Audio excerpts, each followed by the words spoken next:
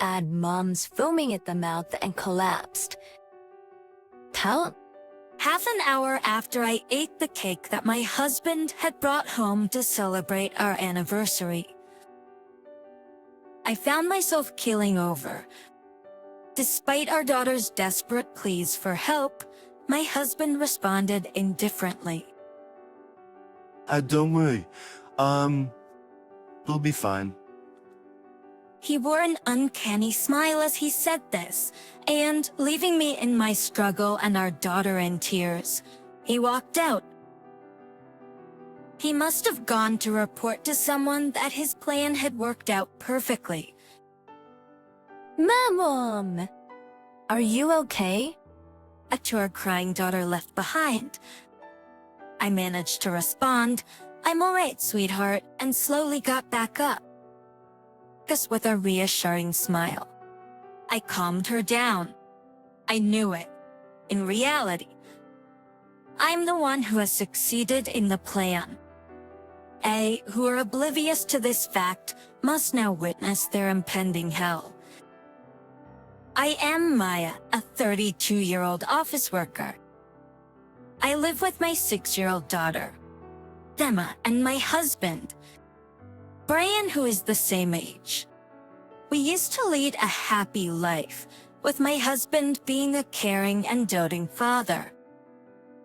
However, about a year ago, his attitude towards me gradually became cold and indifferent.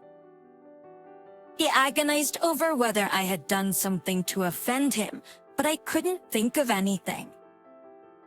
You really have age, haven't you? Well, you are a 32-year-old hag after all.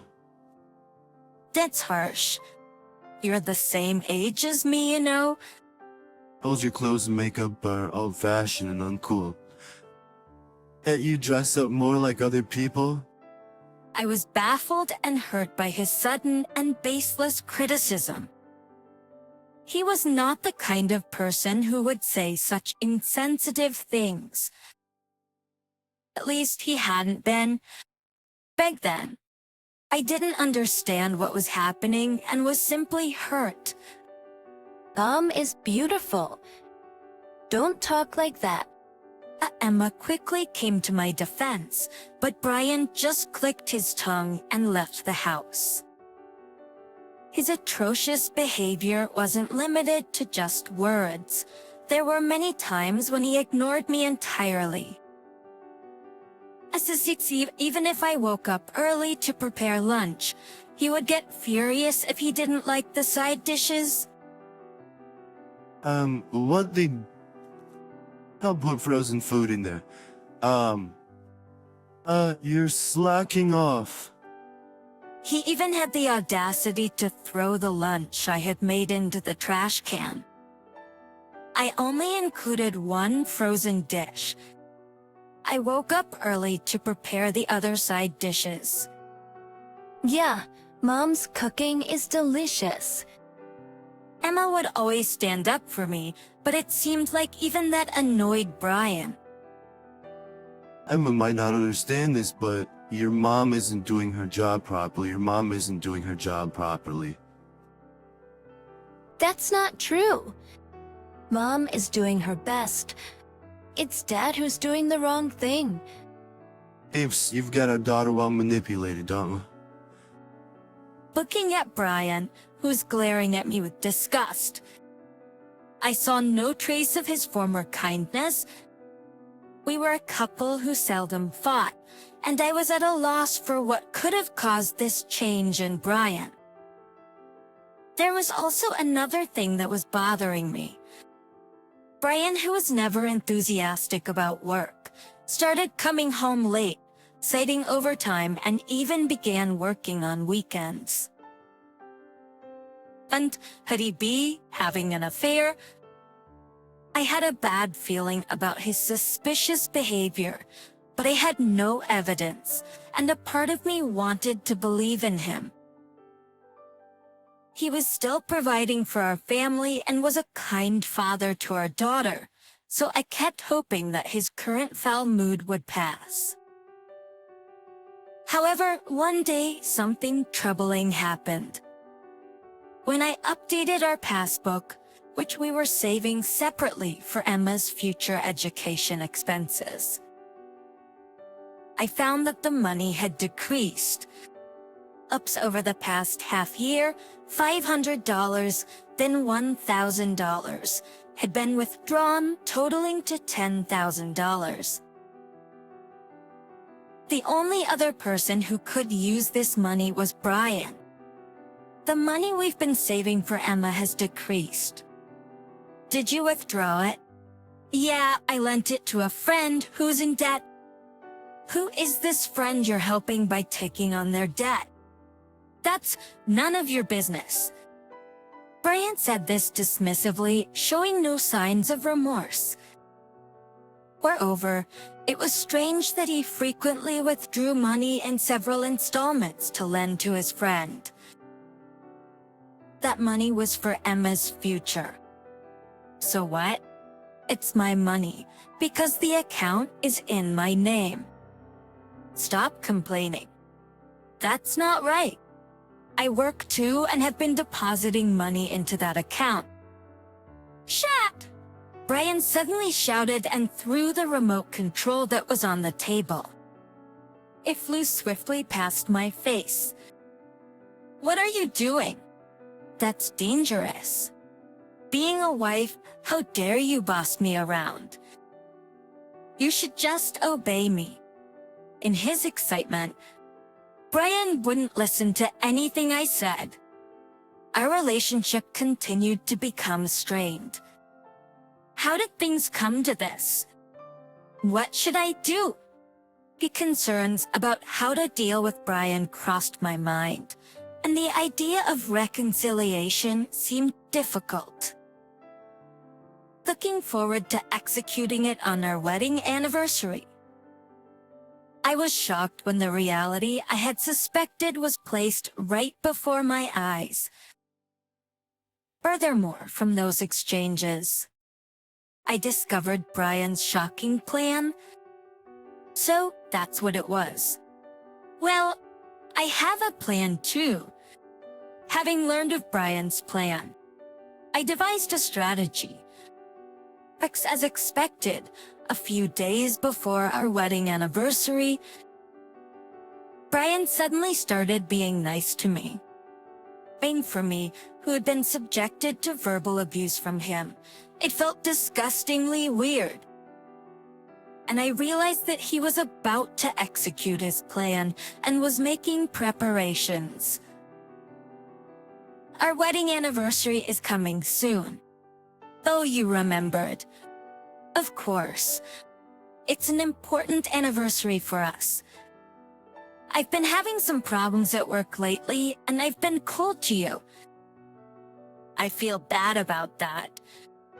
As he made this obvious excuse, Brian was arching his eyebrows dramatically. Is that so? Maybe I haven't been considerate enough. I'm sorry. No, I appreciate you. Let's have a fun day on our wedding anniversary. Just the family. I'm happy. Thank you. I'll make a feast. I was pretending to be deceived and acting happy, but I felt lonely. It would have been nice if this was true. I would have felt genuinely happy listening to my husband's words. Brian shrieked in shock, apparently dropping to the floor from the surprise. Hi, sir. Why are you still alive? Etching himself, Brian hastily began to make excuses. Oh no.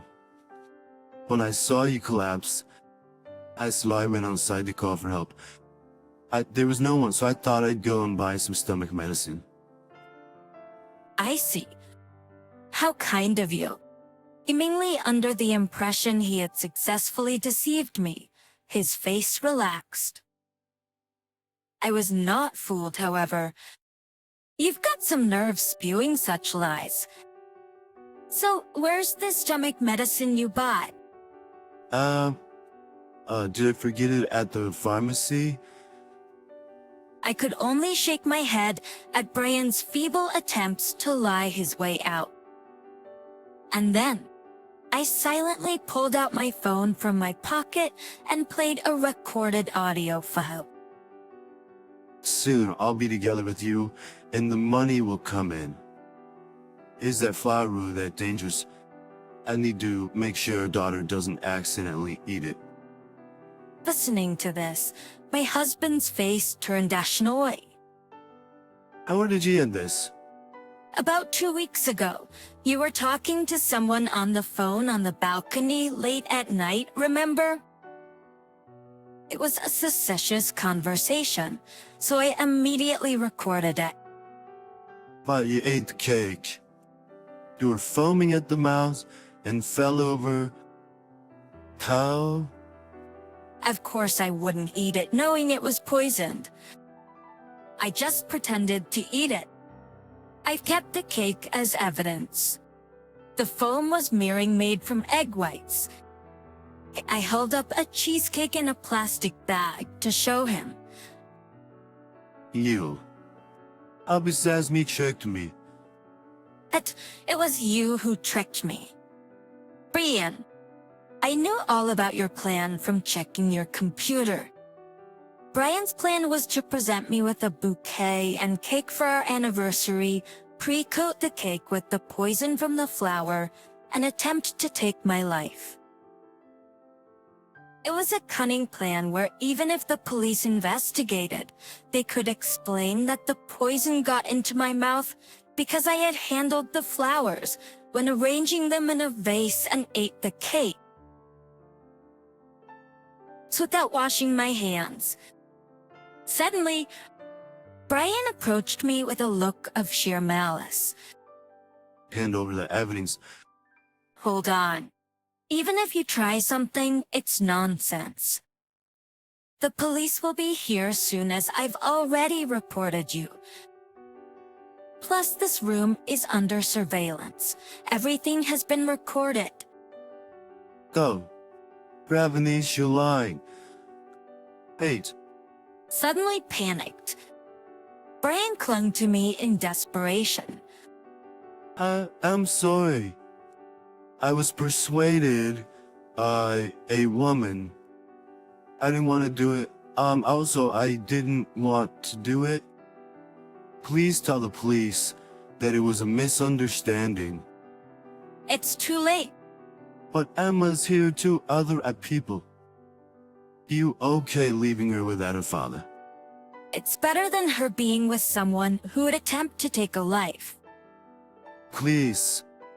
Answer. I beg you. Now on CZA, from now on I'll be a good husband, a good father. Brian was now a pitiful sight, kowtowing with his forehead grinding on the floor, screaming while shedding tears and snot. But even seeing him like this, my heart didn't waver in the slightest. At that moment, the police arrived, and Brian was taken away, still screaming and crying. After that, both my husband and his mistress were found guilty of attempting to take my life. Of course, I divorced him, demanded $2,000 in damages and $10,000 in child support, which his parents kindly paid me. His family said they would make him work under strict surveillance and repay the money after he is released from prison.